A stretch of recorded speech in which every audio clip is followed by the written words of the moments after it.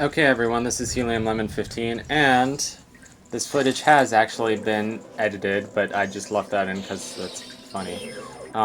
We are back with another episode of Majora's Mask, and today is July 19th. We are continuing the Beneath the Well segment, which, funny enough, gives you the impression that this whole Icona Canyon segment of the game has kind of got a desert feeling to it, which it kind of does. I mean, there's mummies. This place looks kind of very dry and sandy.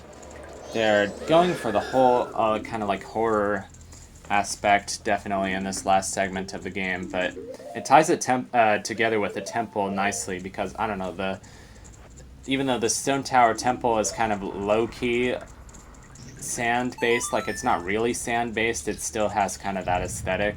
Like it still kind of looks like, I don't know, you're out in the middle of New Mexico or something.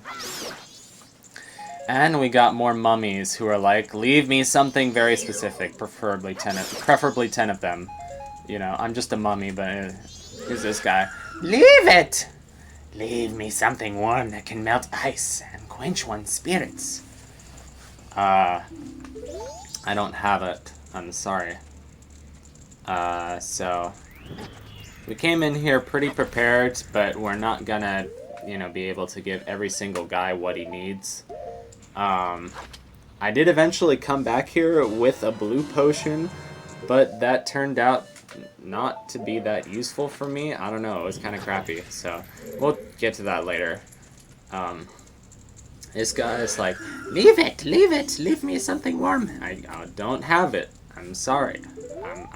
I want to be your friend, but I am indisposed as of the truth, as of the constant matter. Leave me 10 refreshing breasts. I completely misspoke there. We have 20, but we're gonna give him 10. I bear you no remorse! Even though you had 20 and I only wanted 10. It's okay, I'll give you a discount. You happy? And now we get an ominously large room. And we get to fight big Edgar Allan Poe without the mini-boss music. So, it just plays the regular enemy music. But I like how they have this big special room for it. I like how he's a ghost and he can just go through walls. It makes it kind of annoying. I like that. I set a bomb by accident, and then I shot an arrow into a pot that gave me an arrow. I've been watching a lot of Awful Games Done Quick. They have it's like a special block of games that they have within the Awesome Games Done Quick speedrun marathons. And, I don't know, for some reason I keep wishing that I could be a speedrunner, but I'm not. But I was watching... What was it? It was some game. It was like the one that Peanut Butter Gamer showed off on his channel where you, where you play as some, fighter, and there's a boss fight with Colonel Sanders. But there were like enemies that laid a bomb and then went back and got blown up by their own bomb. Like if you didn't interact with them, it was kind of funny. So that's what that reminded me of, me laying a bomb by accident and then getting blown up by it. It's kind of like the Bomberman games where you're usually in danger of getting hit by your own bombs, and now I still don't have any warm, I think it's warm water, warm coffee, hot cocoa. I drank some hot cocoa yesterday, even though it's July. I walked to work, and I got caught up in this huge rainstorm. I also got caught in a huge rain and thunderstorm on Wednesday night, and I had my backpack and I had my computer, but I was not going outside. I was like, no can do.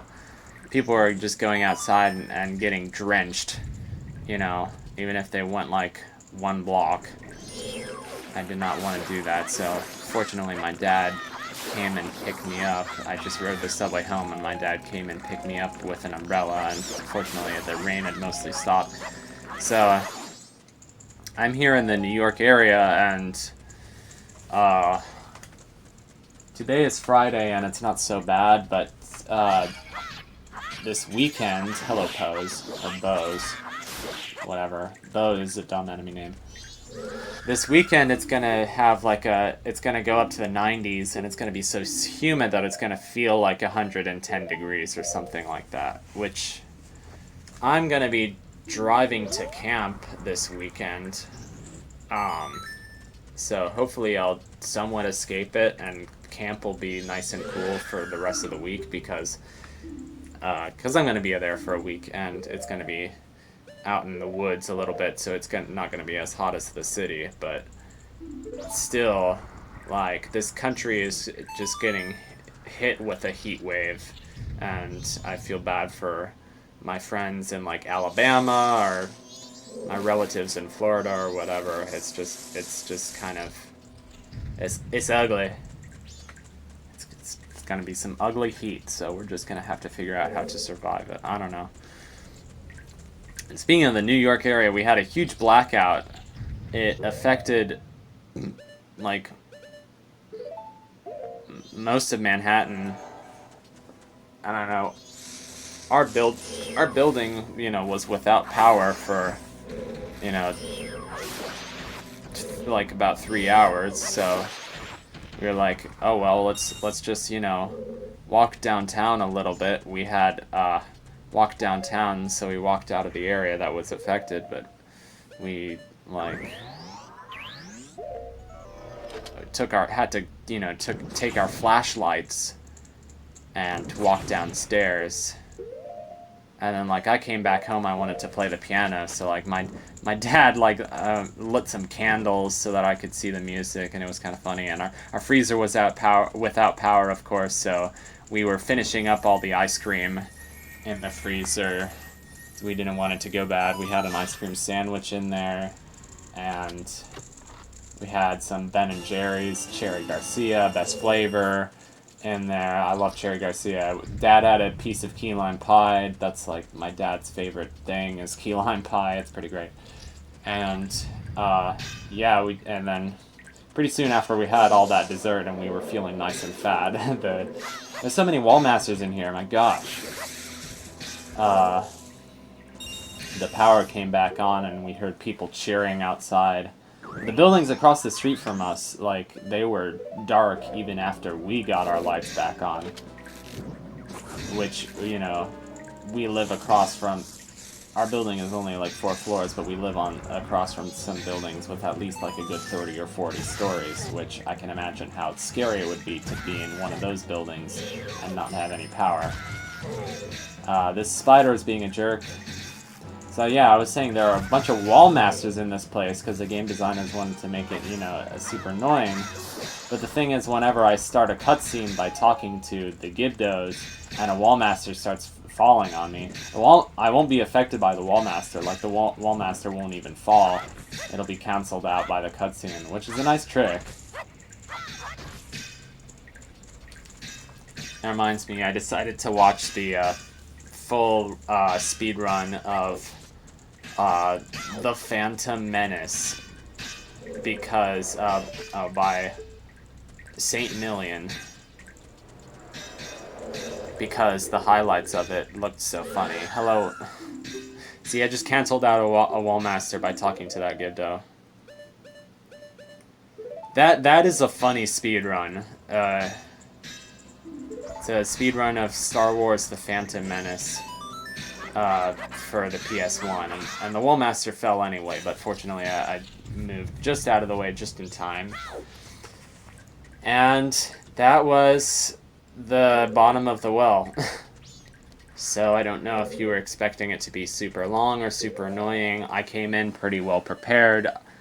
I called that place a side quest, but that was kind of misleading because it is, you know, actually a mini dungeon, like technically, like if you go on Zelda Wiki, or Zelda Dungeon, which was what I've been using for the walkthrough. But if you go on there and look it up, they'll say, yeah, it's a mini dungeon. It's technically a mini dungeon. It has an item at the end. It doesn't really have a mini boss, but it doesn't need to. We're coming up on a pretty big mini dungeon with a mini boss and everything, so you're gonna see that. And I called it a side quest, but it's required for, you know, the main quest of the game. And here's the mirror shield. It's kind of terrifying.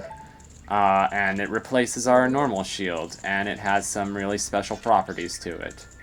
So, when there is daylight in the room, you can reflect it on the sun.